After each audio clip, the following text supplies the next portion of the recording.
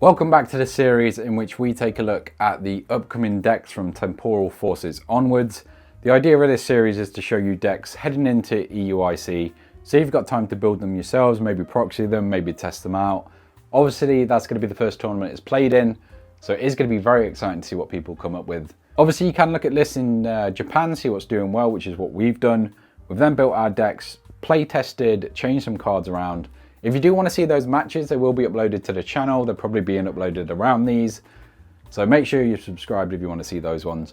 If you want to see any particular decks also, let us know in the comments below. But let's kick this one off with Arceus Goop, I've seen it called. I'm not sure if I like the name.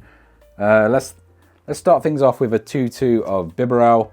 Fairly standard in any list that runs Bibarel. Obviously, yeah, 2-2 seems a good amount.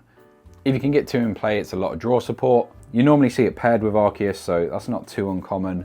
What is uncommon is the partners we're seeing. Now, it is a 2-2 Goodra line, and we've also got a 2-2 Vulpix line. Now, in a lot of the lists I've seen, it's a 1-1 of the Goodra. I like 2. I think it's such a tanky Pokemon. It's such a hard Pokemon to deal with, especially with stuff like Charizard early on. You can just swing into them, barely taking much damage at all. Built-in Moisture Star, there's other ways to pick it up with like Turo, so it's such a nightmare to deal with, which is what this deck aims to be. So we've got the Goodra, obviously it reduces damage, you can use Moisture Star, you can pick it up.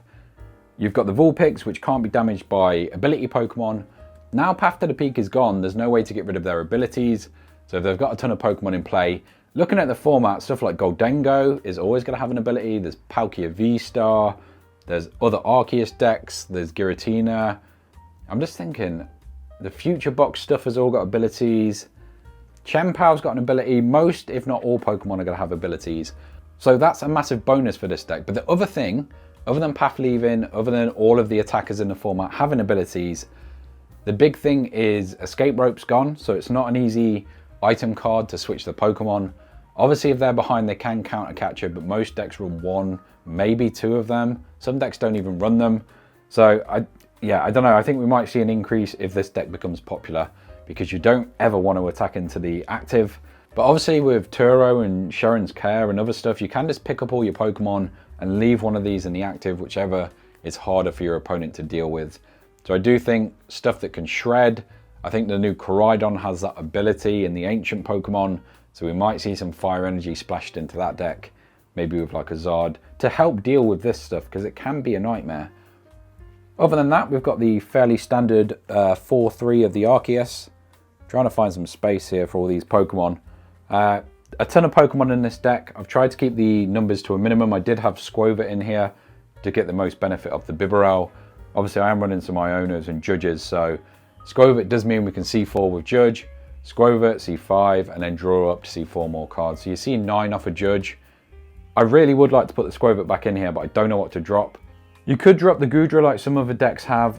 I just like having more attackers, honestly, and I do think Goodra is good into the most popular deck, which is Charizard. Obviously, Vulpix is good as well, but I feel a little safer with Goodra. I don't know. It's going to be a tough one. I think I need to play a little more with this one. This one's recently been built, so I will be testing this one out. Like I say, if you want to see the matches, they will be uploaded to this channel. We've got 4 Iono and 2 Judge. Obviously, we've not got Path to the Peak anymore, so we can't stick them with that. But we can still disrupt their hands. We can draw out of it with Bibarel, so we're still looking good on our side. The other supporters, we've got 3 Boss. And then, like I say, we've got a Sharon's Care and we've got a Turo. So that's going to give us options to pick up Pokemon, heal them, and just make this deck more annoying than it needs to be. I will be testing this deck a lot because this is one I can see myself playing. I was actually playtesting Goodra to play at Liverpool. This is now a deck moving into the new format. I do see why this is better. Obviously with Pathgon and other things that I've mentioned, this deck gets a lot better. But the fact that it might be viable now means, yeah, I might be playing this one a little more seriously. It's either going to be this or Giratina, because I think both with Arceus are looking good. Another one that I never really got into the Lost Zone too much with Giratina, but I did pair it with Arceus and it just feels good. Throwing away double turbos feels very good. So this is our consistency here. We've got 4 Nest Ball, 4 Ultra Ball. Obviously not being able to use anything like the Buddy Poffin. There's no VIP pass for this deck, which I would say is the only drawback, honestly. If you do run not VIP, Buddy Poffin, you could get Bidoofs out, you could get Squover out, but I just don't think it's worth running. And then in terms of tool cards, we've got 2 Leafy Camo Ponchos. I would like a third, just to throw on Pokemon so they can't be bossed up. So there's then only 1 out, Counter Catcher or the new Prime Catcher. You can't use supporters, so yeah, I don't know. I really like these, but there's ways around them, so I don't want to run too many. And I think 2 is the perfect amount.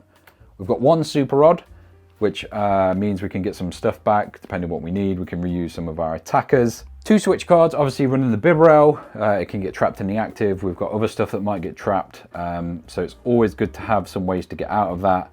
And then we've just got energy, so we've got the 5 water energy, which Vulpix and Goodra use. We've got 4 steel, obviously just for the Goodra.